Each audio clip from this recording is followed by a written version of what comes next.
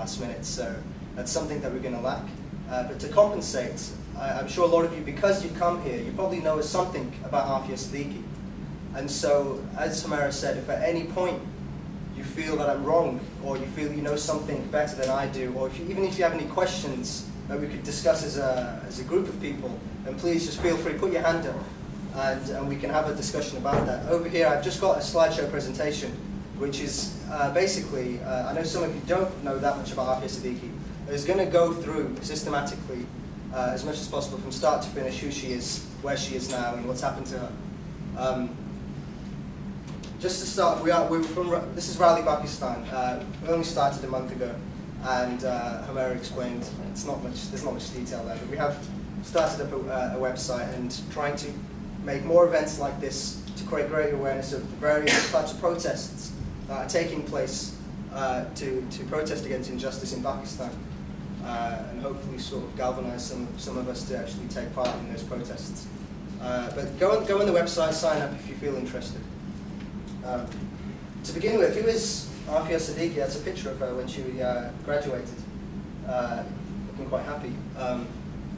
She's aged 38 now. She was born in Pakistan. She spent the first few years of her life actually in Zambia growing up. Part of a very, very educated family. Her father was a neurosurgeon. She has two older brothers, and one older brother and one older sister, and they are Harvard-trained neurologists. She herself, she moved to Texas in 1990, completed her undergraduate degree at MIT. It's a very prestigious university, and went on to do a PhD in cognitive neuroscience at Brandeis University, that's in Boston. And while doing a PhD, she actually had 3 children in 1996, 98, and 2002. And so the first quite striking thing is that, I mean, we're all part of an educational institution here, and perhaps see a little kind of relationship between her and us, because she was, like us, part of this higher educational environment. She was highly educated. And that's, I think, one of the reasons it's actually such a striking case, because unlike a lot of the other terrorist cases, she's actually an extremely, extremely educated woman. And that's what makes the following set of facts even more shocking. Where's the space on it? So I'm going to skip right ahead to September 11th, which is already fading from some of our memories, but still a very significant event for Aafia Siddiqui. After 9/11, it was obviously the 9/11 Commission report.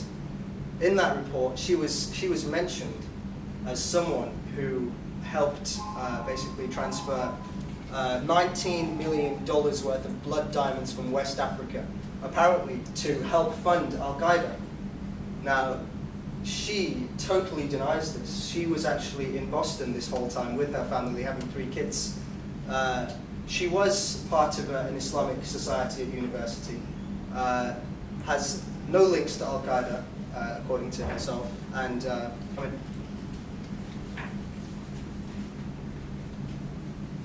and for that, she was never charged. There's no concrete evidence, certainly never convicted, and therefore total speculation, this sort of link to Al-Qaeda. She bought £19 million. Apparently she went to West Africa, apparently she was there, and she has evidence to the contrary. But since she was never charged, that evidence has never actually been brought to court or anywhere. In May 2002, shortly after 9/11, actually shortly after the sort of speculation about the blood diamonds, the FBI accused Aafia's husband, of having bought on the internet some night vision goggles. And apparently he was quite audacious, because he went on the internet and he bought The Anarchist's Arsenal, Fugitive, Advanced Fugitive, and How to Make C4. I mean, it seems like he was trying to sort of point the finger towards himself if that was true, but it's not, because he denies that. And they said he bought some books, but they were for hunting, because he liked to hunt in the wilderness, and he bought some equipment on how to do that. But anyway, that again, she was never charged with that. She was certainly never convicted, and that evidence has never been solidified in any way. And it was to her husband, not her, anyway. Anyway, after this, all these accusations, they didn't feel very comfortable living in the States, and they actually moved back to Pakistan. Her husband was from Pakistan, I failed to mention that. He himself a doctor, highly educated person. So in June 2002, they left back to Pakistan. And this is where it becomes interesting, because back in Pakistan, she was doing some, Lady Al-Qaeda, she was doing some research work at the Aga Khan University, but she says she didn't feel fully fulfilled in her role over there, and she wanted to go back to the States, see if she could find some employment. And at the end of December, on Christmas in fact, she moved. She went to the States in order to try to find some employment. She'd actually emailed a couple of her professors to see if she could meet up with them, discuss any employment opportunities. That's not the American version of the case. They allege that she went to the States because she was opening up a P.O. box for one Majid Khan. And Majid Khan was later convicted of being an Al-Qaeda operative.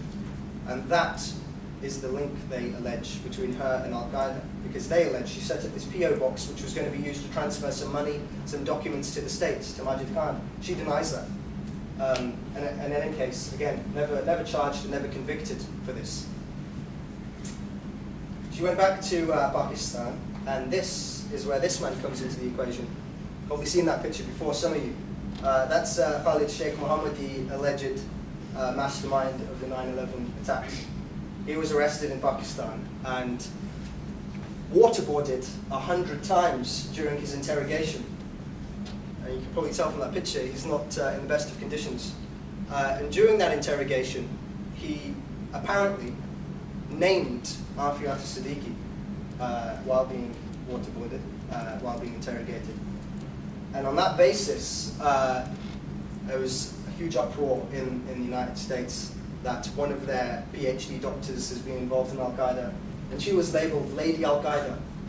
She's been mentioned by Khalid Sheikh Mohammed. That Lady Al-Qaeda title actually comes from an article, front page article in the New York Daily News. And so suddenly her name has been, blackened.